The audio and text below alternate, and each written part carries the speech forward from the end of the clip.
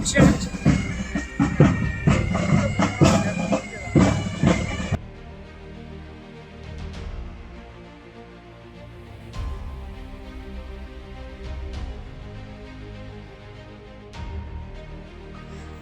ਦੇ ਰਾਜਪਾਲ ਬਨਵਾਰੀ ਲਾਲ ਪੁਰੋਹਿਤ ਅੱਜ ਗੁਰਦਾਸਪੁਰ ਦੇ ਇੱਕ ਵਿਸ਼ੇਸ਼ ਦੌਰੇ ਤੇ ਪਹੁੰਚੇ। ਇਸ ਮੌਕੇ ਤੇ ਉਹਨਾਂ ਨੇ ਗੁਰਦਾਸਪੁਰ ਦੇ ਹੋਟਲ ਮੈਨੇਜਮੈਂਟ ਕਾਲਜ ਵਿਖੇ ਪਿੰਡਾਂ ਦੇ ਸਰਪੰਚਾਂ ਤੇ ਕੁਝ ਮੁੱਖ ਲੋਕਾਂ ਦੇ ਨਾਲ ਗੱਲਬਾਤ ਕੀਤੀ। ਇਸ ਮੌਕੇ ਤੇ ਬੋਲਦੇ ਹੋਏ ਰਾਜਪਾਲ ਬਨਵਾਰੀ ਲਾਲ ਨੇ ਕਿਹਾ ਕਿ ਪੰਜਾਬ ਦਾ ਇੱਕ ਗੌਰਵਮਈ ਇਤਿਹਾਸ ਹੈ। ਇਸ ਮੌਕੇ ਤੇ ਉਹਨਾਂ ਕਿਹਾ ਕਿ ਜੋ ਸਰਹੱਦੀ ਜ਼ਿਲ੍ਹਿਆਂ ਦੇ ਨਾਲ ਲੱਗਦੇ ਪਿੰਡਾਂ ਦੇ ਲੋਕ ਹਨ, ਉਹਨਾਂ ਦਾ ਪੰਜਾਬ ਵਿੱਚ ਬਹੁਤ ਵੱਡੀ ਮਹੱਤਤਾ ਹੈ। उन्होंने कहा कि सरहदी जिलियां दे लोग अपने हक्कां प्रति बहुत घट जागरूक हैं, इसलिए इन्हां नूं जागरूक करन दी लोड़ है। इसलिए अज उन्होंने गुरदासपुर विखे प्रेस वार्ता करके अपना संदेश जारी किया। गुरदासपुर तो रोहित गुप्ता की रिपोर्ट, लाइव भारत। गवर्नर बनने पंजाब में आने का करीब ऐसा समझिए 6-7 महीने हो गए। पंजाब तो बहुत रिच है कल्चर में भी, एक बहुत ही शानदार इतिहास पीछे छोड़ के आगे बढ़ रहा है। सैक्रिफाइस का इतिहास है। हुसैनवाला में हम परसों 2-3 दिन पहले गए, वहाँ भगत सिंह सुखदेव राजगुरु उनके समाधि स्थल पे फूल चढ़ाए, माथा टेका, जलियांवाला बाग भी गए। उस सैक्रिफाइस से भरा हुआ है इतिहास। सबसे ज्यादा ये सैक्रिफाइस हुआ है पंजाब में, शुरू से महाराजा रणजीत सिंह के टाइम से बहुत पुराना।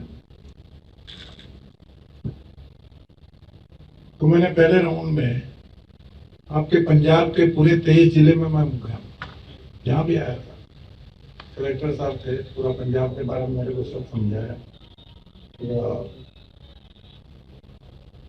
और प्रेजेंटेशन भी उन्होंने मेरे लिए किया, पूरा समझ में आया। पूरा पंजाब समझने के बाद में यह है कि अपने 6 जिले जो बॉर्डर के 6 जिले बॉर्डर के बहुत ही महत्वपूर्ण है। मैं कह रहा हूं कि इसको यदि मैं बोलूं कि राष्ट्र के यदि प्रहरी हैं तो 6 जिले में रहने वाले लोग, नागरिक लोग, ये एक तरह से राष्ट्र के प्रहरी हैं, क्योंकि पूरी जिम्मेदारी है, बॉर्डर से लगे हुए हैं। तो सबसे ज्यादा जिम्मेदारी है। 2 कमियां मेरे थोड़ी ध्यान में आई, मतलब not up to the mark, जिसको बोलते हैं एकदम 100% परफेक्ट होना चाहिए।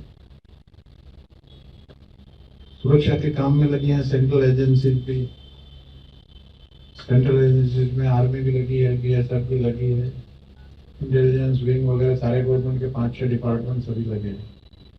स्टेट गवर्नमेंट भी लगी है, पूरा रेवेन्यू सर्कल, पूरी पुलिस फोर्स,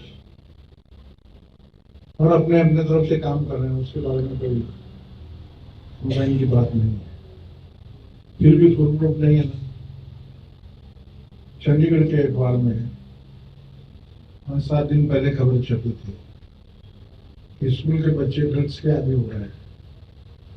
तो वो ड्रग्स यहाँ तो पैदा नहीं होती, कॉलेज में स्टूडेंट्स को ड्रग्स का मैं समझता हूँ, पर यदि स्कूलों में भी पहुंचने लगे तो चिंता की चीज तो है।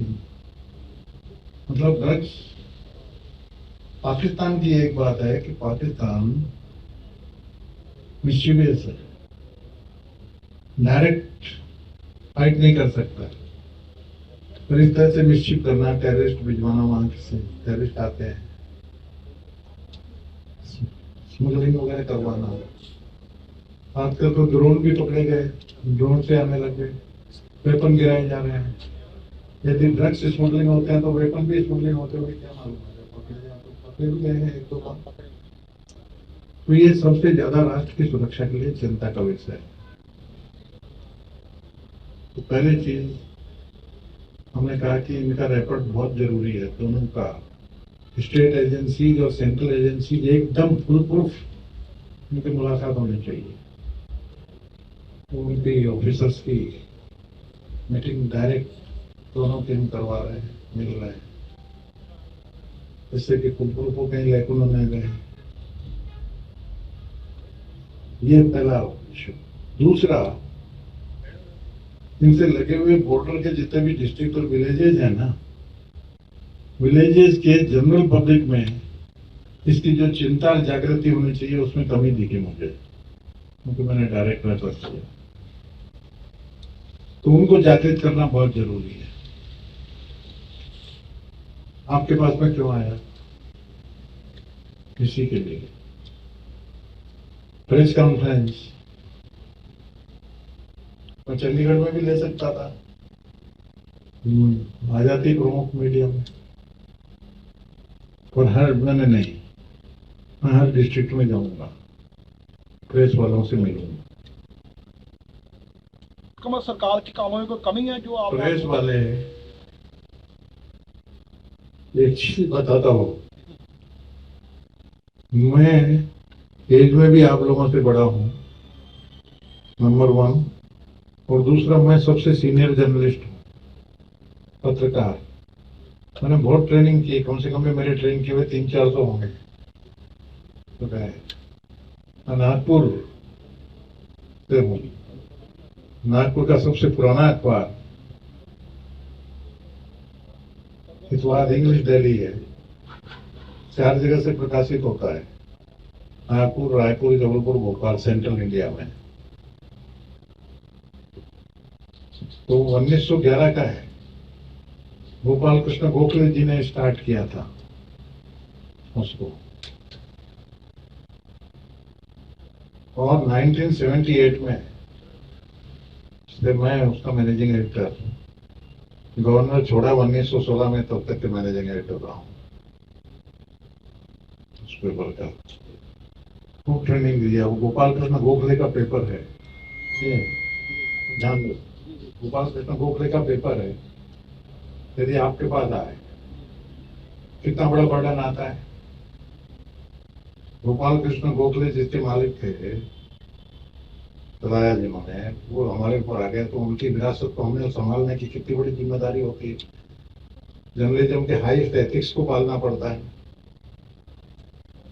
कई बार मन पे कंट्रोल भी करना पड़ता है। सबको मैं रोज वहां पर मेरी टीम को 1-1.5 घंटे ये चीज समझाता था। प्रिंसिपल है पत्रकारिता में, कभी भी कंपटीशन है, मेरी न्यूज सबसे पहले छपे, एक्सक्लूसिव न्यूज मेरी रहे। यदि डाउट में हाथ तो गलती हो जाना, तो उसका प्रिंसिपल पहला है, if in doubt cut it out. Doubt है जरा सी न्यूज पे, रिस्क मत लो। तो आपसे मेरा निवेदन खास है, पर्कुलेट करो, आप कर सकते हो, तो आर्टिकल, स्पेशल आर्टिकल हम सब डेडिकेशन से कर रहे हैं, कमी कहीं नहीं है। आपने पूछा है ना, कर रहे हैं डेडिकेशन से, पर एकदम जो रैपर्ड मिलके होना, हमने किया, बातचीत किया है, जैसा चाहिए वैसा। अब ये मिलेंगे, हमने बोल दिया, महीने में इनकी मीटिंग होगी हर जिले में, दोनों की एजेंसियों की, तो कोऑर्डिनेशन हो जाएगा। मिलते रहते हैं, बातचीत करते हैं, तो सब जगह, परंतु इस पर ज्यादा ध्यान देने की जरूरत है ना। यदि भाई 100% प्रूफ नहीं है तो मानोगे कि नहीं आप?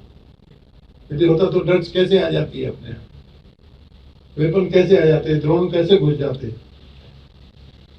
तो आपके माध्यम से जनता को सावधान करना है, इनको नहीं, अथॉरिटी के बारे में नहीं। Authority will take care themselves, पर जनता को जो जागृति पैदा होनी चाहिए कि भाई इसको राष्ट्र की अपनी जिम्मेदारी समझे। और आप छापोगे तो जनता पढ़ेगी। क्रांति तो पत्रकारों ने लाए हैं ना। गांधी जी का हरिजन पेपर निकलता था, गोपाल कृष्ण गोखले ने 1911 में चालू किया ये अखबार, उस जमाने में तो ये जितने भी पेपर उस समय चले उन्होंने क्रांति पैदा की। तो राष्ट्र की सुरक्षा इज द टॉप प्रायोरिटी। उसको जरा स्पेस आप ज्यादा दो, डिस्ट्रिक्ट लेवल पे दो, डिस्ट्रिक्ट लेवल पे। आपकी विजिट को लेकर कुछ सवाल भी उठने शुरू हुए हैं पॉलिटिकल। नहीं, मैं आई एम इनोसेंट, तो मतलब नहीं, I am not in politics at all. Governor is above politics, governor is a constitutional authority. मेरा पॉलिटिक्स से कोई लेन देन नहीं। कोई सरकार है कोई नहीं है, मेरा काम ऐसा है कि जो सरकार गवर्नमेंट की जो भी सरकार है, पंजाब की प्रोग्रेस के लिए उसको पूरी ताकत से मदद करना, वो मैं काम करूँगा। दूसरा काम होता है कि सेंट्रल स्टेट के रिलेशन को सुधारने की कोशिश करना, वो मेरा काम करूँगा। Governor is a constitutional authority, there can't be any question about the governor, absolutely not. यदि है तो उनको एनलाइटन करने की जरूरत है, करिए। धन्यवाद, थैंक यू वेरी मच। मिलने को आपने स्टेट गवर्नमेंट को कहा है, सीएम को, कि जिन डिस्ट्रिक्ट्स में कुछ एम्पावरमेंट, जॉब एम्पावरमेंट की बात की। नहीं, जॉब के लिए भी हमारी बातचीत हुई है मुख्यमंत्री जी से, तो हमने कहा है कि जितने भी 50 जो प्रमुख बड़े कॉर्पोरेट हाउस है उनको इनवाइट करो, उनकी मीटिंग लो चंडीगढ़ में, और उनको एनकरेज करो, कुछ इंसेंटिव दो, जमीनें वगैरह या उनके में देखे इंसेंटिव देखे डिस्ट्रिक्ट प्लेसेज में। हाँ, डिस्ट्रिक्ट प्लेसेज में कारखाने ज्यादा खुले बॉर्डर के आसपास, इससे क्या एम्प्लॉयमेंट मिले। और सेकेंडली सेंट्रल गवर्नमेंट की भी स्कीम है, आपने पढ़ा होगा, अग्निपथ मिलिट्री की, 4 साल तक युवकों को कॉन्ट्रैक्ट भी जॉब देना, उसमें ट्रेनिंग भी देना, और उसमें जो परफेक्ट निकलेंगे उनको आर्मी में ऑब्जर्व करना परमानेंट, और जो नहीं है उनके लिए भी सिक्योरिटी एजेंसीज वगैरह करके, जो कॉर्पोरेट हाउस वगैरह में बड़े बड़े कारखाने हैं उनमें सैकड़ों लोग, हजारों लोग लगते हैं, सिक्योरिटी के लिए सैकड़ों लोग, उसमें उनको काम दिलवाना, ये भी सब कोशिश हो। तो ये प्रश्नों की तो सारी तरफ से ही कोशिश होनी चाहिए ना, राष्ट्र की सुरक्षा के सवाल में एब्सोल्युटली नथिंग। Thank you.